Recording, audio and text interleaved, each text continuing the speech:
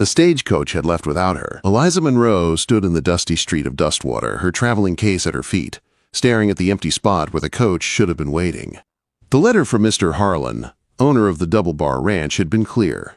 The monthly supply run left on the 15th, and she could secure passage to the ranch where she'd been hired as a seamstress. But the storm that had trapped her in Dodge City for 2 days had cost her dearly. Now, according to the station master, who barely looked up from his ledger, the coach had departed yesterday morning. "The next one ain't for another month," he'd said, spitting tobacco juice into a brass spittoon. "Boss man figured you wasn't coming after that storm blew through." The October wind cut through her traveling cloak like a blade. Eliza pulled it tighter, though it did little good. At nearly 6 feet tall, she'd never found a cloak that properly covered her frame. Just another reminder of all the ways she didn't fit. "Is there another way to reach the Double Bar?" she asked, though she suspected the answer. "Not unless you got your own horse and know the trail. It's 40 miles through rough country." The station master finally looked at her then, his eyes traveling up her height with a familiar mix of surprise and disapproval she'd known all her life. "Though I reckon a woman traveling alone wouldn't make it past Coyote Ridge." Eliza bit back her response. She'd traveled alone from Kansas, hadn't she? But arguing with narrow-minded men had never gotten her anywhere.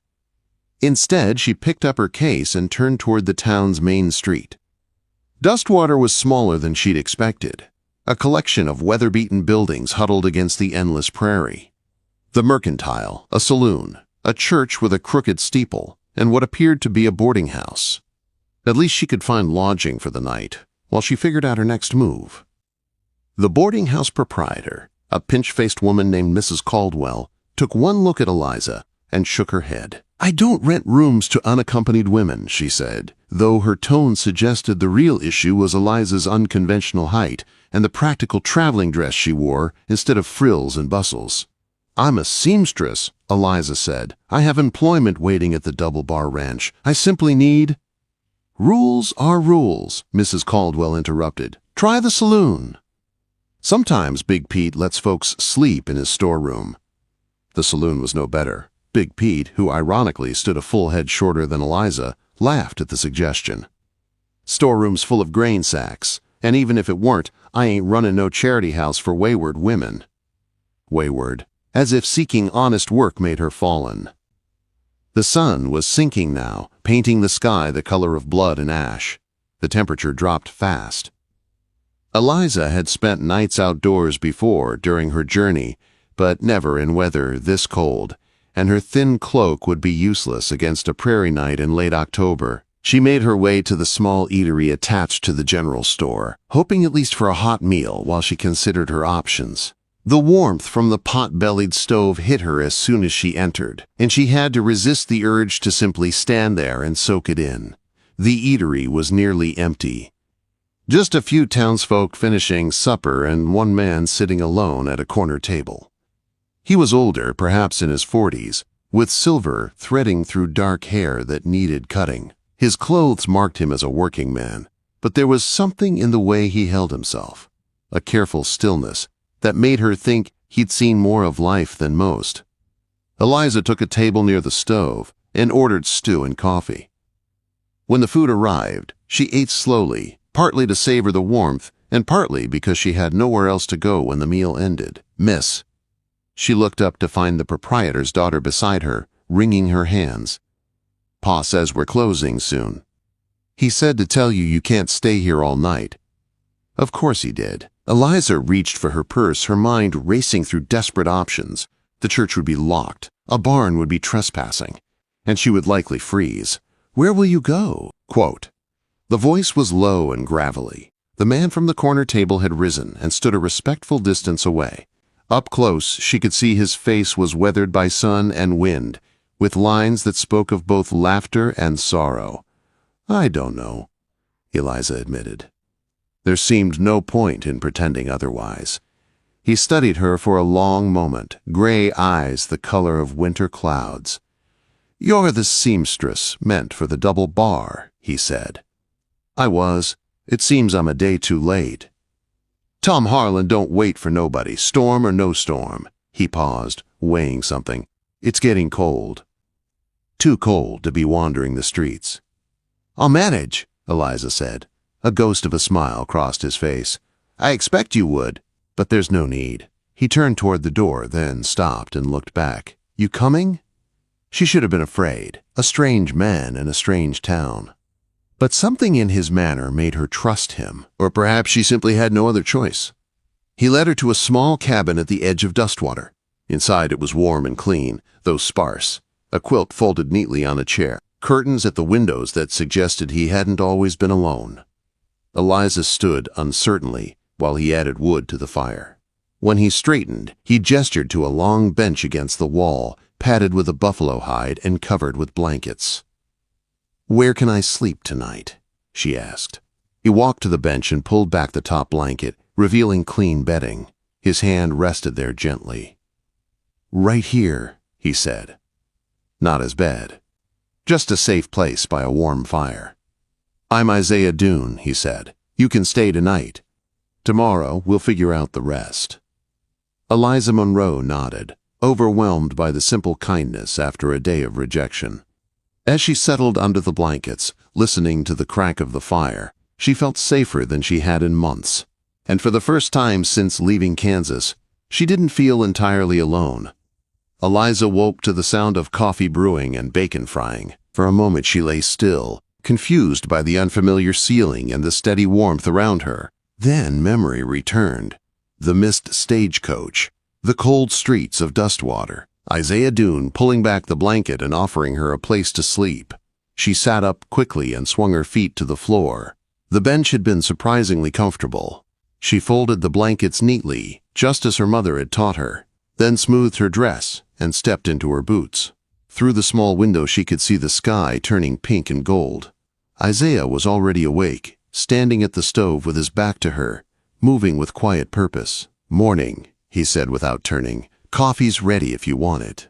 Thank you, Eliza replied. She poured herself a cup and wrapped her hands around it. The coffee was strong and bitter, but the heat sank deep into her bones. They ate breakfast in near silence. Bacon, biscuits, and a small jar of preserves that tasted like summer peaches. Isaiah ate slowly, thoughtfully, as if every movement was measured. When they finished, Eliza gathered the dishes. I'll wash these, it's the least I can do. He nodded and stepped aside. As she worked, she noticed more details about the cabin. Everything was clean and cared for, but there were empty spaces, spots on the walls where pictures had once hung, a rocking chair in the corner that looked untouched for years. This had been a family home once. About the double bar, Isaiah said after a while, I could take you part way. I've got an old mule, stubborn thing, but it's still a long ride. I won't trouble you, Eliza said. Perhaps someone in town will help. Nobody will, he said quietly. Not a woman alone. She didn't argue. She already knew. That morning she walked back into town and spoke with Reverend Murphy's wife. Mrs. Murphy was frail and pale, surrounded by piles of mending she could no longer manage. Oh, what a blessing, Mrs. Murphy said when Eliza showed her stitching. When can you start? Today, if you like. The pay was modest, but fair. Eliza worked through the afternoon, her hands steady, her mind calmer than it had been in days. When Mrs. Murphy learned where she was staying, her expression changed. Isaiah Dune, she said softly. You must be careful, dear. Why? Eliza asked. Mrs. Murphy hesitated, then lowered her voice. There was an accident 3 years ago. A wagon went over near Devil's Canyon. A family died. He blamed himself. Eliza felt a tightening in her chest. That doesn't make him a bad man. No, Mrs. Murphy agreed. Just a broken one. That evening, Eliza returned to the cabin to find Isaiah splitting wood behind the house. His movements were strong and precise. He didn't look broken to her, just tired. How was the work? He asked. She hired me, Eliza said, for as much sewing as I can handle. Good. She hesitated, then spoke.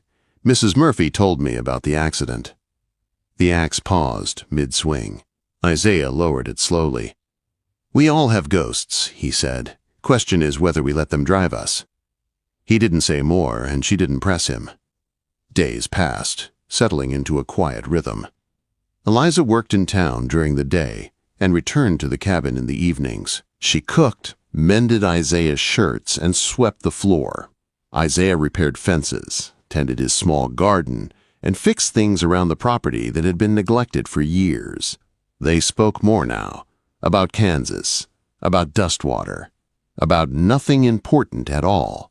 One evening, while Eliza stitched a tear in his work shirt, she told him about the man she'd left behind, Clayton Harper. How he'd tried to shape her into something smaller. How she'd refused. "You were right to leave," Isaiah said simply. Another night, Isaiah spoke of his wife and daughter. How his wife had laughed easily. How his little girl had loved to follow him around the yard. "I stopped living after I lost them," he said. "Didn't see the point." Eliza listened, her heart aching for him. The town noticed their arrangement. Whispers followed Eliza through the mercantile. Looks lingered too long at church. Some sewing work dried up. Others came quietly, women who didn't care what the town said. One afternoon, Isaiah took her into town for supplies. He hadn't been seen much since the accident, and people stared openly as they passed. At the mercantile, the owner's wife asked, "You staying at the boarding house now?" "No," Isaiah said flatly. "She's staying with me." The words fell heavy in the room. That night, Eliza worried she had caused him trouble. "You shouldn't have to face their judgment because of me." Isaiah looked at her across the fire. "I faced worse alone." "I don't mind facing this with you." The words settled deep in her chest. Sunday came cold and clear. Eliza dressed carefully and waited. When Isaiah emerged in a clean suit, she caught her breath. "You look nice," she said. "So do you." They walked to church together. Heads turned, whispers followed. But Isaiah offered his arm, and Eliza took it. Inside the church, they sat in the back. During the final hymn, Isaiah stood stiff and silent, memories pressing in. Eliza shifted closer, her shoulder brushing his. He leaned into the contact without looking at her. After the service, they left quickly. Outside, Isaiah let out a slow breath. "That wasn't easy," Eliza said. "No," he replied, "but it was necessary." That night, sitting by the fire, Isaiah spoke again. "You can stay as long as you need. Winter's coming. No sense rushing." Eliza met his eyes. "Thank you." Neither of them said what was growing between them, but both felt it. Something quiet and steady. Something that felt like the beginning of home. Winter came hard and fast to Dustwater. Snow buried the prairie and turned the town into a place of white silence and whispered judgment. Eliza's sewing work slowed, but it never stopped completely. Enough people still came quietly, grateful for her skill even if they didn't defend her openly. Life in the cabin deepened into something steady and sure. Isaiah built an extra bed frame so she no longer slept on the bench. Eliza cooked fuller meals. They planned spring repairs that might never come. Neither said the word marriage, but it lived in the space between them. Then Clayton Harper arrived. Eliza saw him first at the winter festival, standing too well-dressed among dust-worn people. His smile was sharp and familiar. He found her on the dance floor and spoke loudly enough for others to hear, accusing her of lies and manipulation. The old shame tried to rise in her chest. Isaiah struck him before Eliza could speak. The room froze. Harper fell back, stunned and bleeding. Voices rose in shock, but something unexpected happened. People stepped forward. Not everyone, but enough. Women Eliza had sewn for. Men who had watched Isaiah rebuild himself. Harper left the hall defeated, and the town's silence broke in Eliza's favor. That night, Isaiah admitted the truth. He had fallen in love with her. Afraid. Broken, but certain. "I don't want to lose you," he said. Eliza answered without hesitation. "Then don't." Harper tried one last time. He sent men with railroad offers and threats. He whispered about Eliza's past, about her body, about things meant to wound. Instead, the town stood together. Papers were signed. Accusations were silenced.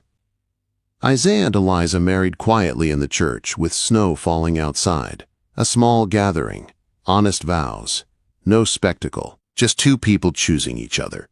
Then sickness came. Isaiah collapsed in a January blizzard, burning with fever and barely breathing. Eliza fought for him for 8 days. She fed him, cooled him, spoke to him through the worst of it. She told him he was needed, that he was loved, that he had to stay. The fever broke.